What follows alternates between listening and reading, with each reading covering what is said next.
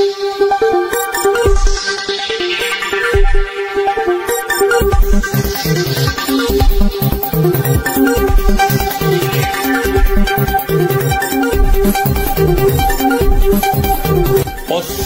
Madhesh news.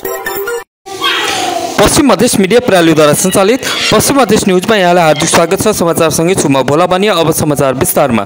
Terai मधेसको महत्त्वपूर्ण चाडमध्ये छठ पर्व आज देशभर मनाइँदैछ। यसै क्रममा पश्चिम मधेसको सहर भैरहमा पनि धुमधामका साथ मनाइँदैछ।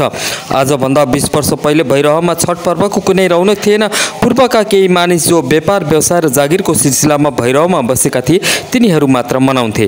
तर आज थुप्रै भैरहमा बस्ने रैथानेहरूले पनि मनाउन थालेका छन्। भैरहमाका हनुमान मन्दिर, आर्मी क्याम्प, डन्डापुल लगायतका ठाउँमा छठ घाट निर्माण गरिएको छ। वर्तमानमा तराई मधेसको ठुलो पर्वमध्ये यो छठ एक भएको छ। यस पर्वमा सूर्य भगवानको अर्घ दिएमा परिवारमा सुख शान्ति अमन चैन हुने विश्वास गरिन्छ भने सन्तान नभएकालाई सन्तान प्राप्ति हुने विश्वास गरिन्छ। यसैगरी विभिन्न रोगहरू निको हुने पनि विश्वास गरिएको छ।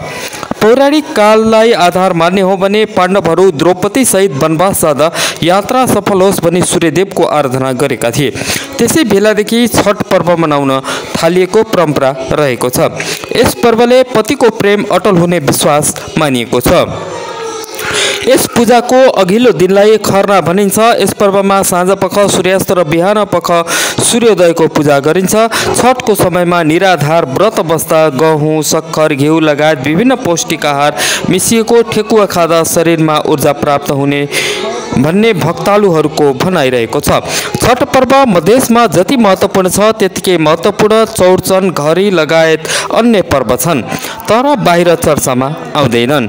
छठ तामझामका साथ बाहिर देखाएर मनाइन्छ, अरू पर्व देखाइँदैन। त्यसैले अन्य चाडपर्व बाहिरीलाई थाहा हुँदैन।